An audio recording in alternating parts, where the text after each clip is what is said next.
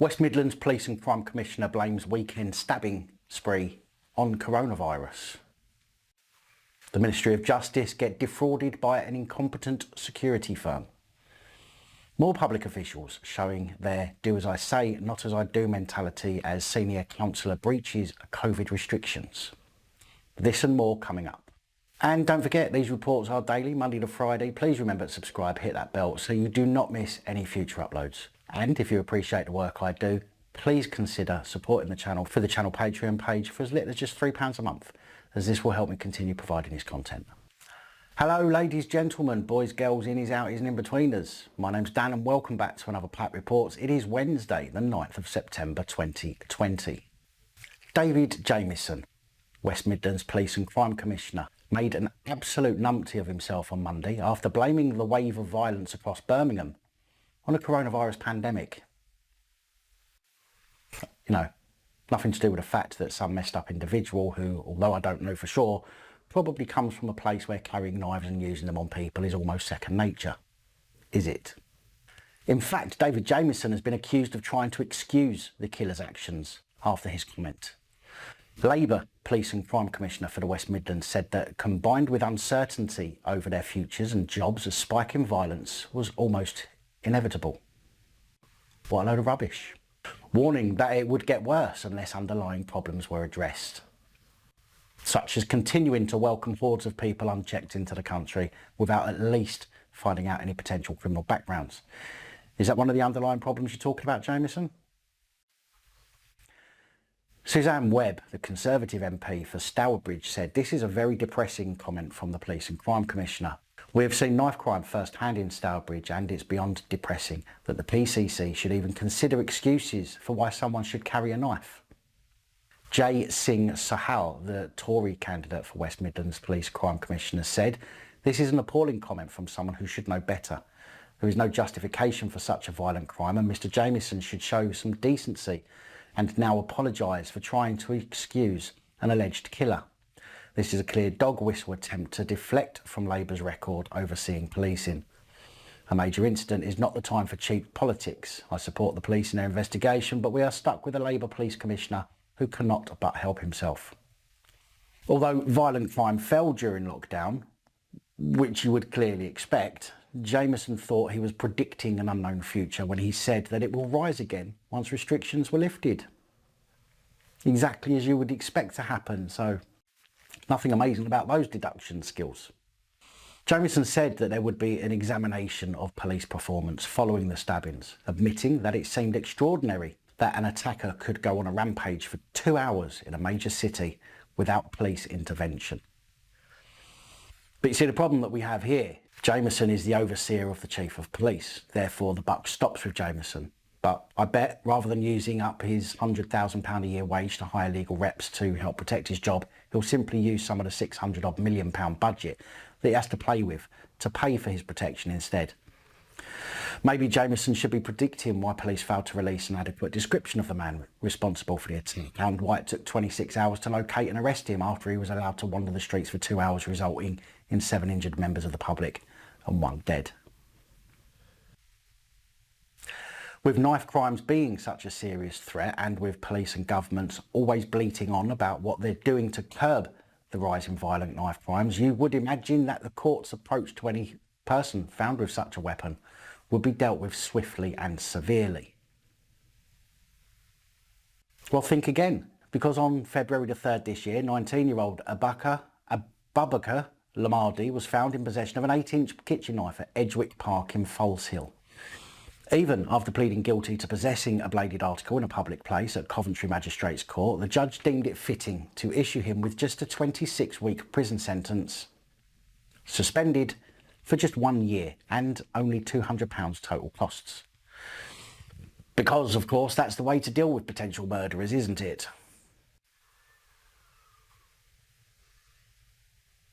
G4S, calling themselves the world's leading integrated security company, employing over 25,000 people to deliver services that create a safe and better environment in which millions of people live and work, with an annual turnover of around £1.7 billion, has been plagued with scandals over the years, from assault and racism claims in 2010 from illegal immigrants, the death of a man departing a British Airways flight at Heathrow in the same year, attaching an electronic tagging device to a man's prosthetic limb in 2011, their chaotic management of the 2012 Olympic Games, unacceptable use of force by using non-approved techniques in 2012, human rights breaches and much more. Well, it seems they just love the attention, as 3 former execs have now been charged with defrauding the Ministry of Justice. Richard Morris, ex-managing director of G4S Care and Justice Services, and 2 ex-directors of its electronic monitoring business, Mark Preston and James Jardine. The men are each charged with 7 counts of fraud and are due to appear at Southwark Crown Court on the 6th of October. The Serious Fraud Office said that the offence is in relation to false representations made to the Ministry of Justice between 2009 and 2012. The Serious Fraud Office has been looking into issues around G4S's tagging of criminals for several years. In a statement in November 2013, G4S said it had today received notice that the director of the Serious Fraud Office had opened an investigation into the contract for the provision of electronic monitoring services, which commenced in April 2005 as amended and extended until the present day. In March 2014, G4S said it had reached a settlement with the Ministry of Justice that involved paying around £107 million in refunds and costs. And in July this year, G4S struck a deferred prosecution agreement with the Serious Fraud Office after the company was said to have repeatedly lied to the MOJ about contracts for the electronic tagging of prisoners. G4S agreed to pay £44 million in fines and costs. And this is a problem that we have with these multi-million and sometimes billion-pound companies. Money talks. The government would rather take a payday over ridding themselves of partners who are not fit for purpose and hiring a company that will and can do the job properly.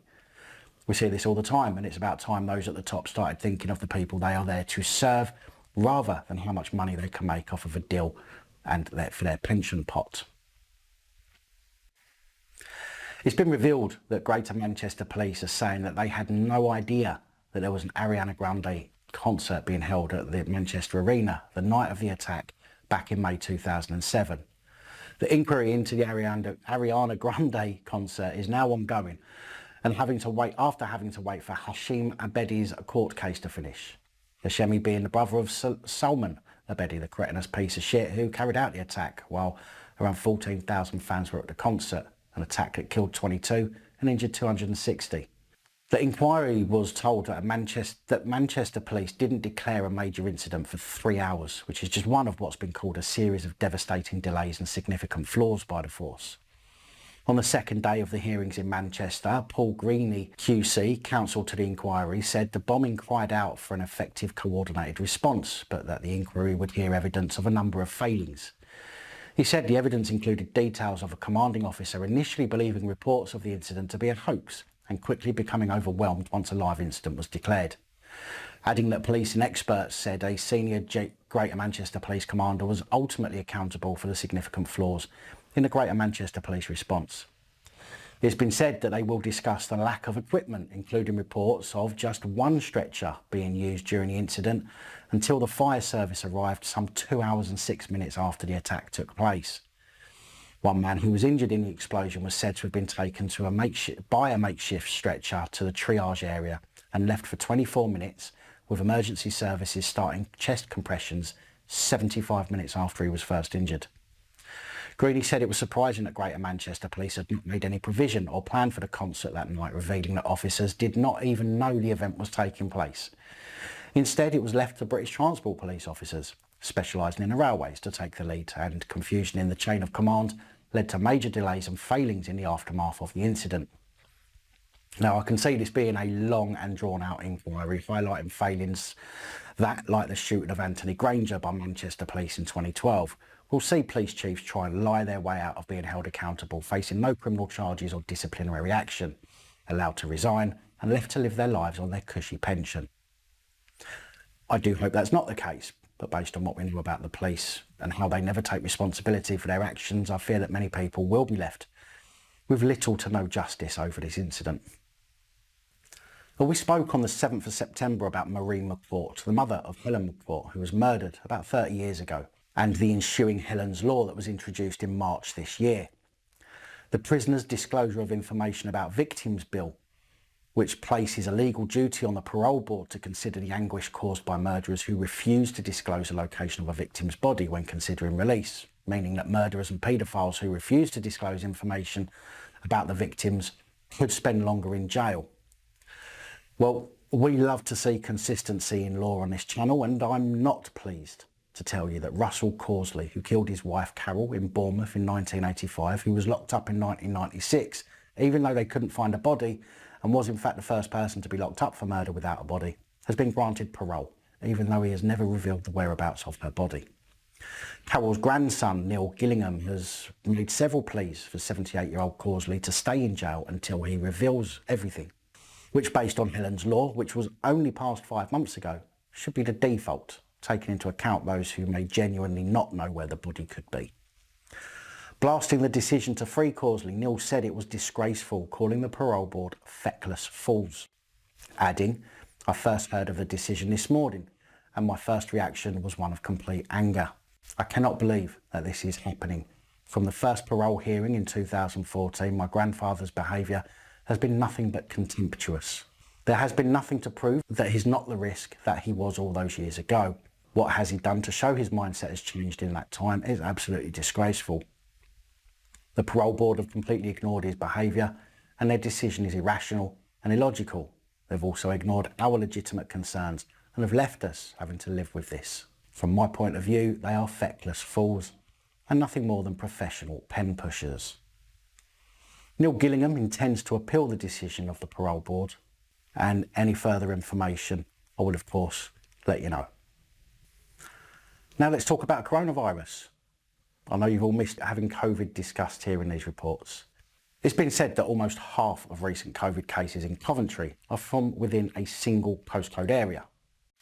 The CV6 postcode area, although it'd be ironic if it was a CV19, has been said to host 42.6% of all positive cases of COVID in the city, with 164 cases.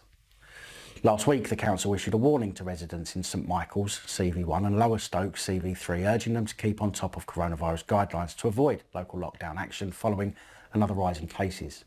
Now, with this spike, you would imagine that those imposing it, enforcing it, those responsible for the residents of the city, would be on their game to ensure that they are doing their part to not only lead by example, but reassure residents of the impending lockdown restrictions.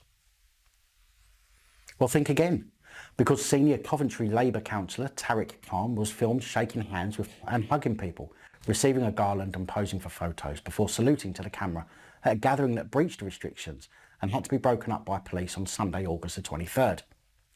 Police were called to the incident at Edgewick Park in Foles Hill amid concern social distancing was not being adhered to. And for your information, Edgewick Park is in the CV6 postcode area, with the incubation period for COVID being anywhere between 1 to 11 days and a recommended 14-day isolation period. It seems that this gathering coincides potentially with this spike in COVID cases. Councillor Tariq has been approached by media outlets for a response, but has yet failed to give any. Coventry Labour Party group leader, Councillor George Duggins, is also yet to respond to the incident and whether any action will be taken. The spokesman for the City Council said the council has been made aware of the video, which clearly shows breaching of public health guidance by a cabinet member.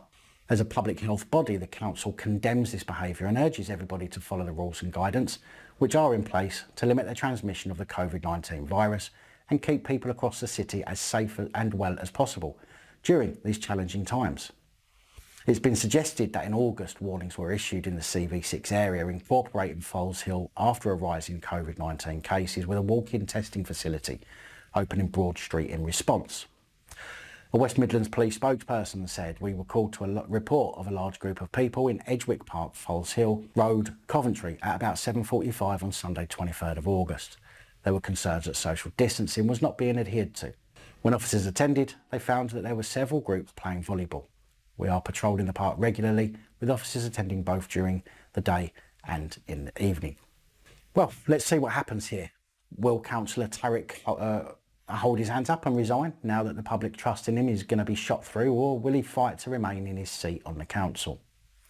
Time will tell, but personally I wish people would just put their hands up and admit their mistakes, deal with the consequences and show some integrity. Big thank you to channel supporters, one and all, especially Patreon supporters. Your support really does help me continue providing this content. And that's all I have for you today. Please like, please share, please comment, and please subscribe if you haven't already. Let me know your thoughts, as I know many of you will. And until next time, stay safe, look after each other, film the police, and of course, other officials. Good night, all. Thank you for taking the time to watch this video. If you like the content and you'd like to help support the channel, you can do so. In the description of every video, there are some links to ways that you're able to help support the channel so I can continue putting out content. If you're unable to help us in that way, hit that subscribe button up the top there. If you haven't already, become a subscriber. That is support enough. Share the videos, comment, like, it all helps. If you're looking for something else to watch, up top there is my latest video. Down the bottom there is a video that YouTube recommends for you.